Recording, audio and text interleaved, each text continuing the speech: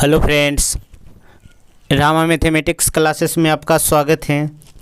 देखिए फ्रेंड्स, आज एक नए वीडियो के साथ चंद्रमा को पढ़ने का प्रयास करते हैं तथा हम कह सकते हैं कि चंद्रमा उपग्रह को हम पढ़ने का प्रयास करें। फ्रेंड्स देखिए इससे क्या क्या क्वेश्चन बनता है और इसके साथ ही साथ पूरा सौरमंडल का टॉपिक ख़त्म हो जाएगा। फ्रेंड्स अगला दूसरा टॉपिक पढ़ने का प्रयास करते हैं। चलिए देखते हैं चंद्रमा में क्या क्या पढ़ना है, नहीं पढ़ना है।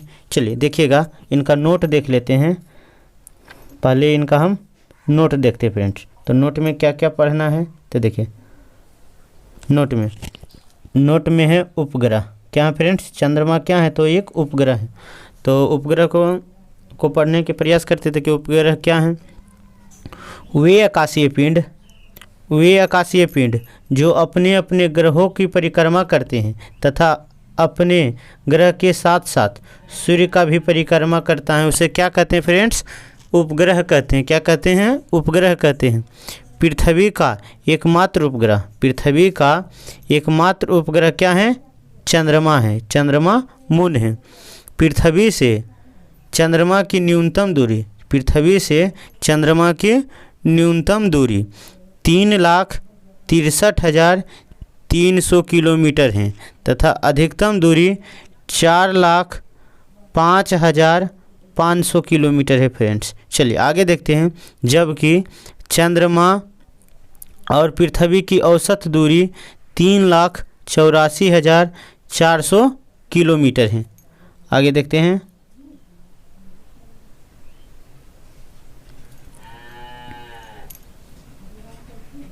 देखिए, चंद्रमा सौरमंडल का 5वां सबसे बड़ा उपग्रह है। तो पूछेगा चंद्रमा जो है सौरमंडल का कैमा सबसे बड़ा उपग्रह है? तो 5वां है फ्रेंड्स। चलिए आगे देखते हैं। इसका व्यास 3,475 किलोमीटर है। चंद्रमा जो है अपने अक्ष पर 27 दिन 7 घंटा 43 मिनट में एक चक्कर पूरा करता है। कितना दिन में? 27 दिन 7 घंटा 43 मिनट में एक चक्कर पूरा करता है। यह लगभग उतनी ही अवधि है जितनी में वह पृथ्वी को एक परिक्रमा कर लेता है। फ्रेंड्स आगे देखते हैं। चंद्रमा की पृथ्वी के चारों ओर की कक्षा दीर्घवृत्तीय या झुकावयुक्त हैं। झुकावयुक्त हैं। फलस्वरूप जब चंद्रमा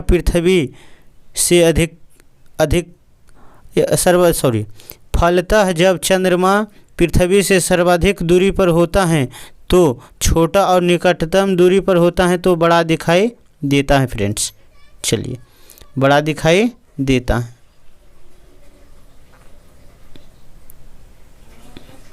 आगे देखते हैं। देखिए, चंद्रमा के इसी लिबरेशन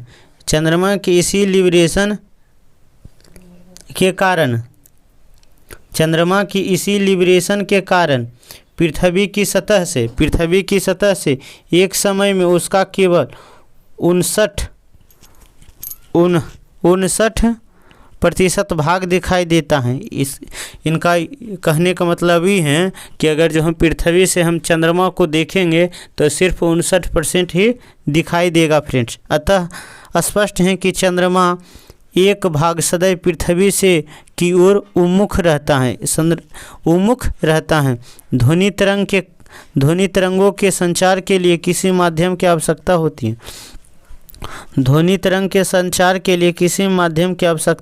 होती है। वायुमंडल इसका एक सशक्त माध्यम है। चंद्रमा पर वायुमंडल का अभाव है। क्या है? अभाव है। इसी कारण से चंद्रमा पर तो दो व्यक्ति बात नहीं कर सकते हैं। आपस में बात नहीं कर सकते।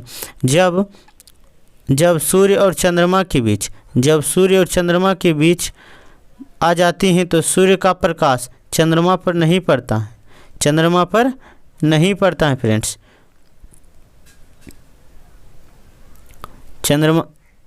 चंद्रमा पर नहीं पड़ता है, चूँकि ग्रह और उपग्रह का अपना कोई प्रकाश नहीं होता है। ग्रह और उपग्रह का कोई अपना प्रकाश नहीं पड़ता है, ये केवल सूर्य की प्रकाश से प्रकाशित होता है। अतः चंद्रमा पर सूर्य का प्रकाश न पड़ने के कारण चंद्रमा पर सूर्य का प्रकाश न पड़ने करने के कारण चंद्र ग्रहण होता है। चंद्र ग्रहण का प्रकार और उसकी लंबाई चंद्रमा की सापेक्षिक स्थिति व उसके कक्षीय पथ पर निर्भर करता है। किस पर निर्भर करता है? तो सापेक्षीय स्थिति और कक्षीय पथ पर निर्भर करता है। चंद्र ग्रहण सदैव पूर्णिमा को लगता है। चंद्र ग्रहण सदैव कब लगता है? तो पूर्णिमा के दिन होता है फ्रेंड्स। अर्धचंद्र के समय पृथ्वी के संदर्भ में पृथ्वी के संदर्भ में सूर्य और चंद्रमा की स्थिति सूर्य और चंद्रमा की स्थिति समकोणीय होता है। कितना होता है? 90 डिग्री होता है। चंद्रमा अपने दीर्घवृत्ताकार कक्षा के सहारे पृथ्वी का परिक्रमा करता है। क्या करता है? चंद्रमा जो है अपने दीर्घवृत्ताकार कक्षा के सहारे पृथ्वी को परिक्रमा करता है फ्रेंड्स। आगे देखते हैं। जब चंद्रमा पृथ्वी के निकट होता है, जब चंद्रमा पृथ्वी के निकटतम होता है तो उसे चंद्र की उपभू स्थिति कहते हैं। चंद्र की क्या कहते हैं? उपभू स्थिति कहते हैं। इस स्थिति में चंद्रमा का ज्वारोत्पाद बल सर्वाधिक होता है। इस चंद्रमा का ज्वारोत्पाद बल सर्वाधिक होता है, जिस कारण उच्च ज्वार उत्पन्न होता है। जिस कारण क्या होता है? उच्च ज्वार उत्पन्न होता है, जो सामान्य ज्वार से 15 से 20% बड़ा होता है। इसके विपरीत जब चंद्रमा पृथ्वी के अधिकतम दूरी पर हो तो उसे अपभू कहते हैं। जब न्यूनतम दूरी पर हो तो उपभू, और जब अधिकतम दूरी पर हो तो अपभू कहते हैं। इस समय चंद्रमा का ज्वारोत्पाद न्यूनतम होता है। बल न्यूनतम होता है, जिस कारण लघु ज्वार उत्पन्न होता है, जो समांतर ज्वार से 20% छोटा जो समांतर ज्वार से कितना होता है? 20% छोटा होता है फ्रेंड्स। चलिए आगे देखते हैं। 22 दिसंबर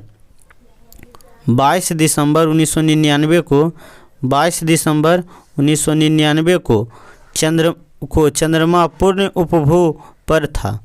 22 दिसंबर 1999 को चंद्रमा पूर्ण उपभू पर था, अर्थात इस दिन के चंद्रमा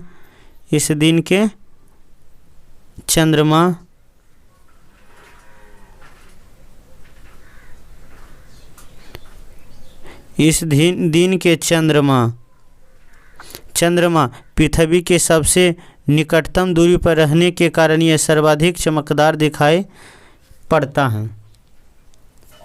पड़ा था।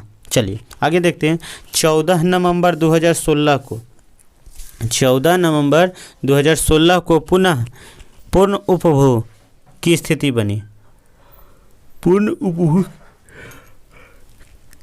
बनी। जिसमें चंद्रमा 60 वर्षों में सर्वाधिक बड़ा और चमकदार दिखाई पड़ा। इस स्थिति को आम बोलचाल की भाषा में सुपर मून कहते हैं। क्या कहते हैं फ्रेंड्स? तो सुपर मून कहते हैं। चलिए, अर्थात सुपर मून वह स्थिति है, अर्थात हम कह सकते हैं कि सुपर मून वह स्थिति है जब चंद्रमा पृथ्वी के सबसे निकट होता है। जब चंद्रमा पृथ्वी के सर्वाधिक निकट होता है, इसमें चंद्रमा लगभग 14% बड़ा और 30% अधिक चमकीला दिखाई देता है फ्रेंड्स। सुपर मून क्या कहेंगे? जब चंद्रमा पृथ्वी के सबसे नज़दीक हो और इसमें 14% बड़ा और 30% अधिक चमकीला दिखाई पड़ता है। ब्लड मून एक परिघटना है। ब्लड मून एक परिघटना है जब पृथ्वी चंद्रमा पर पूर्ण छाया। ब्लड मून क्या है तो उनके बारे में पढ़ रहे हैं। ब्लड मून एक परिघटना है जब पृथ्वी चंद्रमा पर पूर्ण छाया डालती है तब पूर्ण चंद्रग्रहण की स्थिति उत्पन्न होती है। पूर्ण चंद्रग्रहण की स्थिति उत्पन्न होती हैं। इसमें चंद्रमा लाल दिखाई देता है। इसमें चंद्रमा क्या दिखाई देता है? लाल दिखाई देता है, जिसे ब्लड मून कहते हैं। क्या कहते हैं फ्रेंड्स? ब्लड मून कहते हैं। तो ब्लू मून एक परिघटना है जो एक सौर वर्ष में 12 चंद्र माहों से कुछ अधिक दिन के कारण के घटित होता है। चलिए आगे देखते हैं। एक चंद्रमाह लगभग 29.5 दिन का होता है। एक चंद्रमाह 29.5 दिन का होता है। यदि कैलेंडर वर्ष करें तो 354 दिन का होता है। इसमें 12 पूर्णिमा होती हैं। कभी कभी किसी वर्ष में एक अतिरिक्त पूर्णिमा अर्थात ब्लू मून का अस्तित्व नहीं होता है।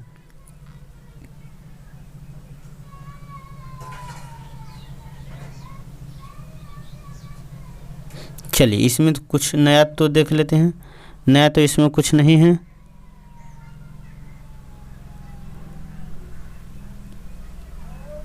चलिए आगे देखते हैं।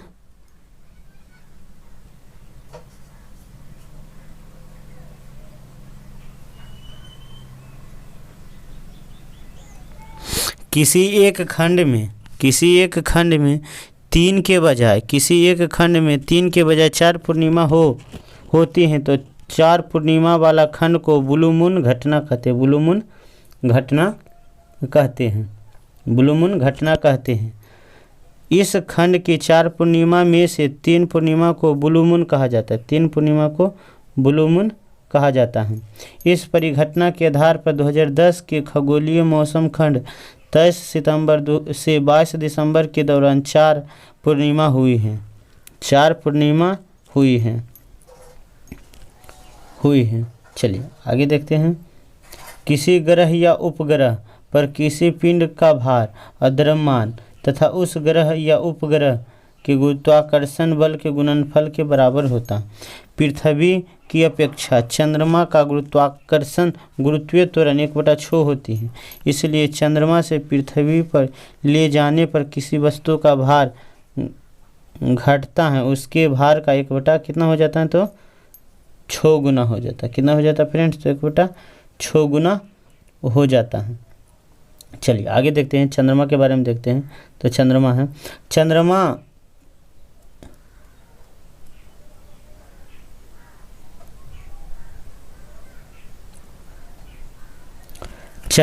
पर काले धब्बे वाला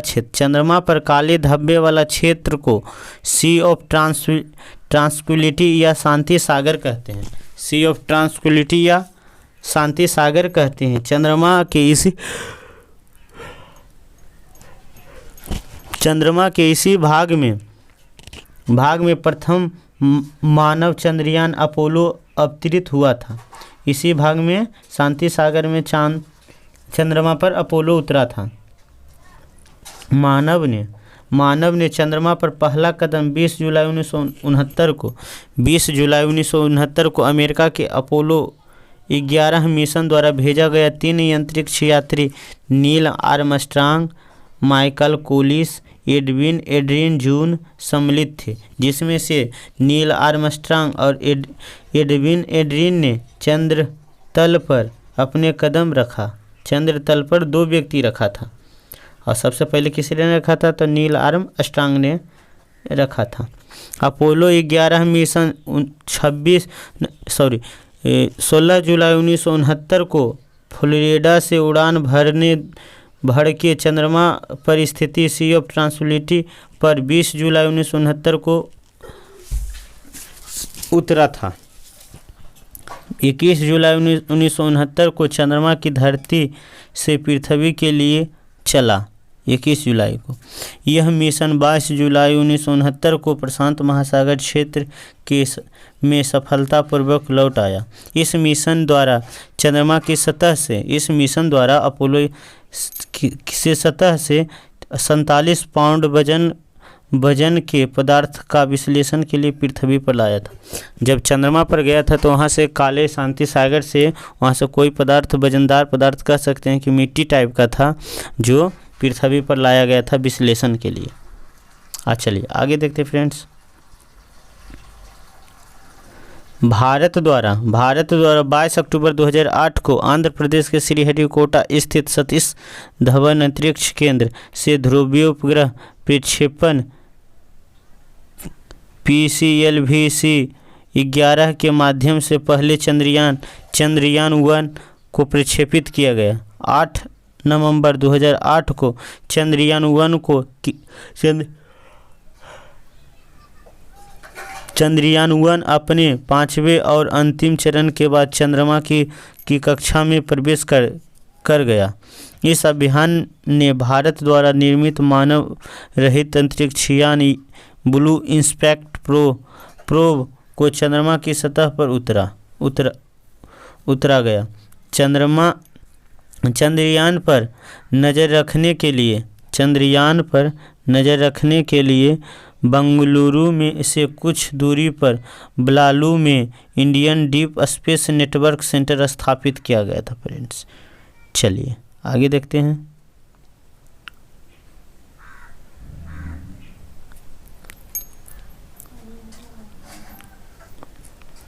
चंद्रयान 2 चंद्रमा के लिए भारत का दूसरा मिशन पूरी तरह से स्वदेशी मिशन था। चलिए इसमें देखते हैं, चंद्रयान 2 के बारे में पढ़ते हैं। तो देखिए चंद्रयान 2 के बारे में पढ़ते हैं। देखिए चंद्रयान 2, तो देखिए चंद्रयान 2 मिशन में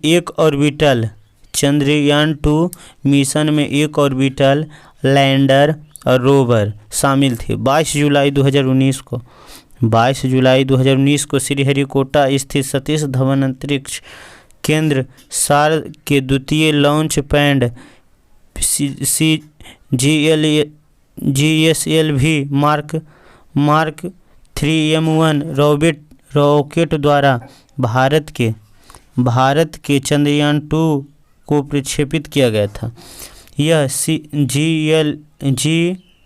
GSLV मार्क 3 रॉकेट की पहली परिचालन उड़ी थी। चंद्रयान 2 ऐसा पहला मिशन था जो चंद्रमा की दक्षिणी ध्रुव पर पहुंचकर वहां अनुसंधान स्वचालित करने हेतु लक्षित किया गया था। दक्षिणी ध्रुव पर उतरा था। कहाँ उतरा था? तो दक्षिणी ध्रुव पर उतरा था। चलिए आगे देखते हैं। सेलिनी जापानी का उपनाम कागुआ है। जापानी का कागुआ है। चंद्रमा की कक्षा में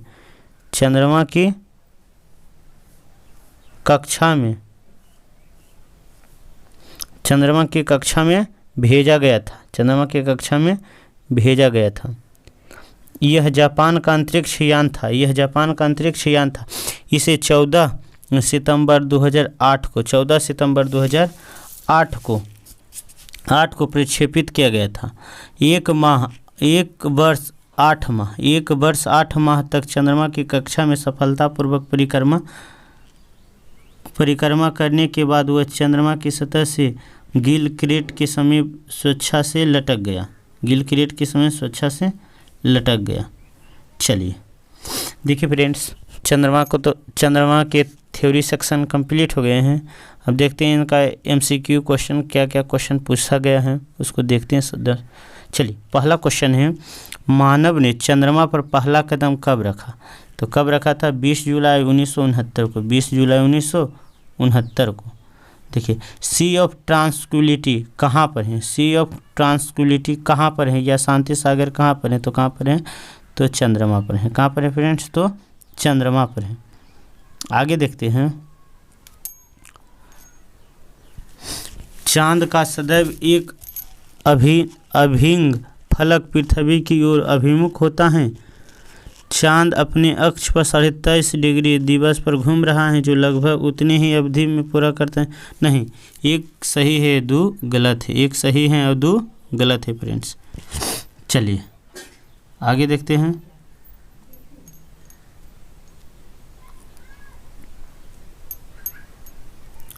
चलिए आगे देखते हैं। 4 वाला क्वेश्चन देखते हैं।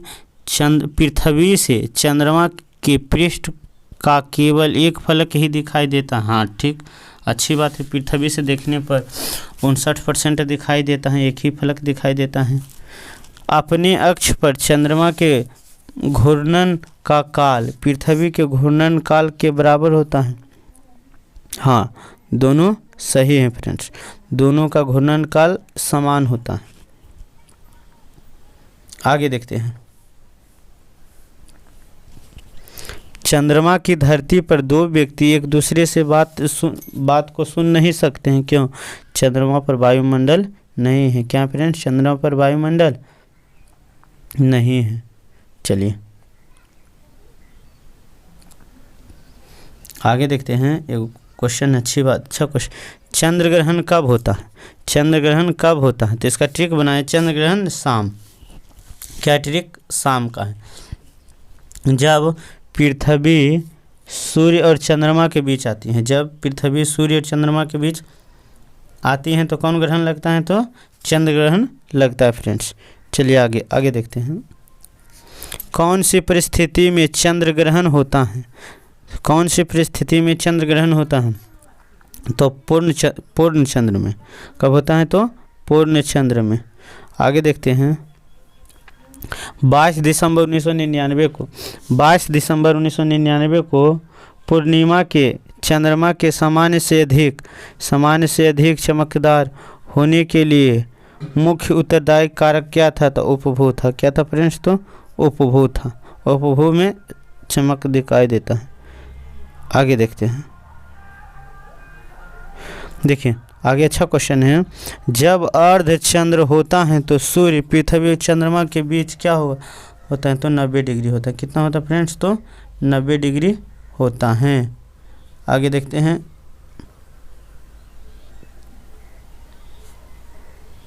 नब्बे डिग्री होता है। बीमेल को चुने के तो इसमें सुमेलित नहीं है, उसको चुने। देखिए इसमें हम चुनेंगे चंद्रमा को। चंद्रमा को क्यों चुनेंगे? क्योंकि चंद्रमा उपग्रह है और सभी क्या है? ग्रह है। सभी क्या है फ्रेंड्स? तो ग्रह हैं। चलिए आगे देखते हैं। निम्न में से कौन ग्रह नहीं है? तो चंद्रमा क्या है? ग्रह नहीं है। क्या है? उपग्रह है। आगे देखते हैं। देखिए 12 वाला अच्छा क्वेश्चन है। यूरेनस क्या है? तो एक ग्रह है। ठीक। चंद्रमा क्या है? तो उपग्रह है। हेली क्या है? तो एक पुच्छ तारा है। मेरियन क्या है? तो कृत्रिमक उपग्रह है। कृत्रिमक उपग्रह है। चलिए आगे देखते हैं। ब्लू मून घटना होती है जब एक ही माह में 2 चंद्रमा, जब एक ही माह में कई चंद्रमा हो? 2 चंद्रमा हो तो ब्लू मून की घटना दिखाई देता है फ्रेंड्स। चलिए इसमें देखते हैं। जब किसी वस्तु को पृथ्वी से चंद्रमा पर ले जाया जाए, जब किसी वस्तु को पृथ्वी से चंद्रमा पर लिया जाए तो क्या होगा? उसका भार क्या होगा? घटेगा। क्या होगा फ्रेंड्स? उसका भार घटेगा। आगे देखते हैं। चंद्रमा की पृथ्वी से दूरी होती है। चंद्रमा की पृथ्वी से दूरी होती है तो 364,000 किलोमीटर। 364,000 किलोमीटर होती हैं फ्रेंड्स। कितना होती हैं? तो 364,000 किलोमीटर होती हैं। चलिए आगे देख लेते हैं। देखिए एक देश अपने सेलियन परीक्षणकर्ता की चंद्रमा की कक्षा में भेजकर एशिया का प्रथम देश हुआ। वह कौन? यह यश प्राप्त करने वाला कौन देश है? तो जापान है। कौन है फ्रेंड्स? तो जापान है। चलिए फ्रेंड्स आज भी MCQ क्वेश्चन कंप्लीट हो गया उपग्रह का। देखिए इसमें एक टॉपिक थोड़ा सा और बचा है। यह पूरा सौरमंडल का निचोड़ हम कह सकते हैं कि निचोड़ हैं। तो देखिए निचोड़ को देखते हैं। इसमें इससे क्या क्वेश्चन देखें, जो हम पढ़ें पूरा सौरमंडल का सबका हम ही पढ़ लेंगे तो पूरा सौरमंडल कंप्लीट हो जाएगा। तो देखिए इससे क्या है, तो द्रव्यमान पहले देख लेते हैं। देखिए बुध, शुक्र, पृथ्वी, मंगल, बृहस्पति, शनि, अरुण, वरुण तो है ये हैं क्रम के अनुसार यहाँ पर द्रव्यमान। तो सबसे ज़्यादा द्रव्यमान किसका है, तो किसका है फ्रेंड्स, तो बृहस्पति का है।